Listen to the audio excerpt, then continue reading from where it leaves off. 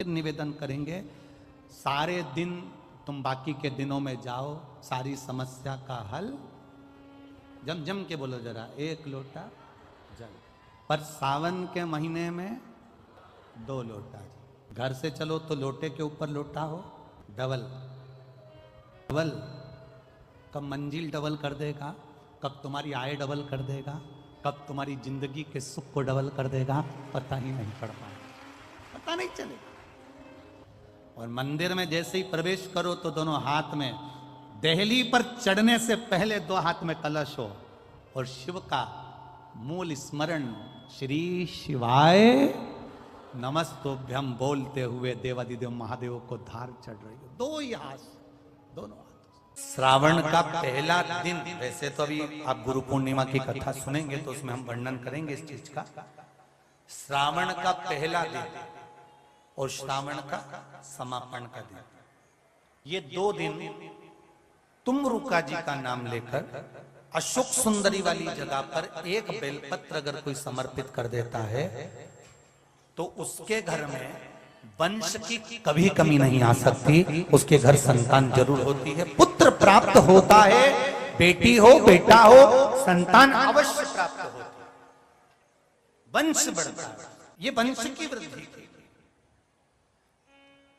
आप पूरे महीने बेलपत्र नहीं चढ़ा सकते तो प्रथम दिन हो रहा श्रावण महीने रोज 1 लोटा पानी लेकर जाते हो। सावन के महीने में कोई एक दिन दोनों हाथ में कलश लेकर जाना। हम कावड़ नहीं ले जा सकते, बहुत दूर नहीं जा सकते, अपने घर से जल भरकर हाथ की कावड़ बनाकर शिव जी पर दोनों हाथ से समर्पित करना है, अपने घर की सुख समृद्धि और पूरे महीने में कोई एक दिन शंकर का स्मरण कर, एक संकल्प लो, सावन के महीने में एक बेलपत्री का वृक्ष जरूर लगाएंगे, ये नियम आप और हम लेकर। तो श्रावण के महीने में कोई भी एक नियम अवश्य धारण करो पूरे सावन, कि मैं शिव जी के मंदिर जाऊंगी या बेलपत्र को जल चढ़ाऊंगी या शंकर जी के मंदिर का दर्शन करूंगी या शिखर का दर्शन करूंगी या शिव जी के मंदिर में 1 चावल का दाना या 2 लोटा जल का स्मरण या बाबा देवादिदेव महादेव का मंत्र स्मरण करूंगी। प्रतिदिन अपने हाथ में 2 लोटा जल भरकर शिव को जल की धार लगाऊंगी।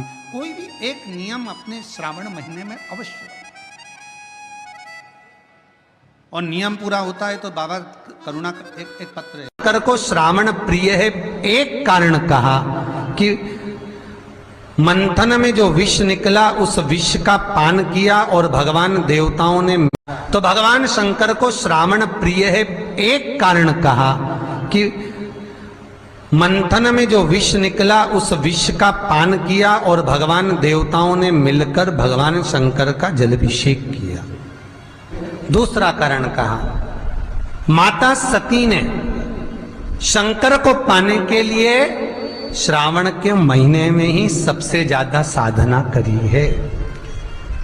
और क्या करा था माता सती ने, एक बालू का मिट्टी का शिवलिंग बनाती थी, प्रतिदिन शिवलिंग का निर्माण करती थी और शिवलिंग का निर्माण कर कर उसकी पूजन कर कर अर्चना कर कर उसका विसर्जन करती थी सती माता। और माता सती का नियम था भगवान शंकर को पाने के लिए शिवलिंग का, तो हमारे यहाँ शिव महापुराण में लिखा है कि पार्थिव शिवलिंग का निर्माण होना चाहिए, और पार्थिव शिवलिंग का निर्माण करना है तो उसके लिए भी वर्णन करा गया।